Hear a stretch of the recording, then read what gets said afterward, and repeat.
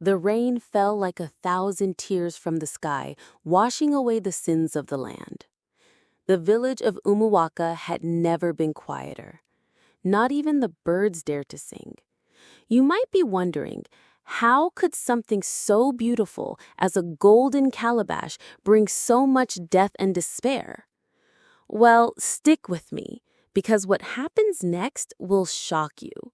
And if you haven't yet, make sure you like and subscribe so you don't miss any of our powerful stories. Trust me, you won't forget this one. It had been 3 days since Mama Ngozi returned the cursed calabash to the river goddess. 3 days of silence, of mourning, of waiting. Okonkwo had disappeared into the forest, and some villagers said they saw strange lights moving among the trees at night. Papa Jide, once a rival to Okonkwo, had now become the voice of reason. He stood by the villagers, helping them rebuild, but something still lingered, an unease, a question with no answer. Then came the night of reckoning.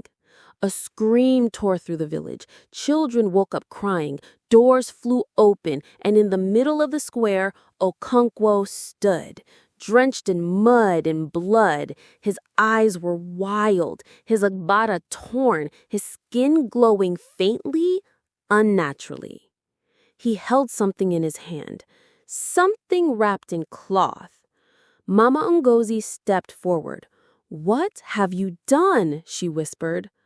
Okonkwo laughed, low and broken. "You think the river took it back? No, it cursed me instead. You think this ends with a ritual?" He flung the cloth open. Inside it, ashes.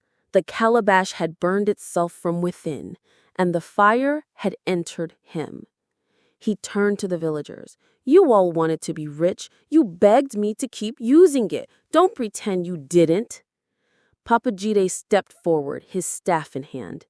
"And you fed it with lies, with blood. You became a slave to its power. Then come," Okonkwo growled, "and take what's left of me." What followed was chaos. The ground shook. A wind howled like the ancestors crying from beyond. Trees bent and snapped. Fires erupted without flame. But in the center of it all stood Mama Ngozi. She held a small white stone, a gift from the river goddess. She raised it high. "Let the earth witness. Let the gods decide."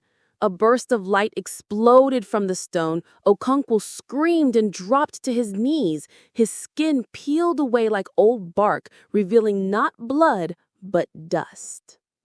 And then silence.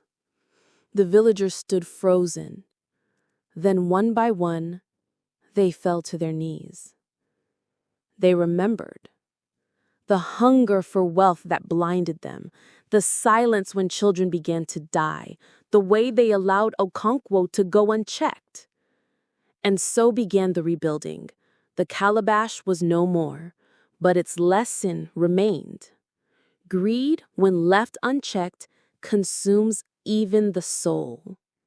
They built a shrine near the river, not to worship wealth, but to remember humility.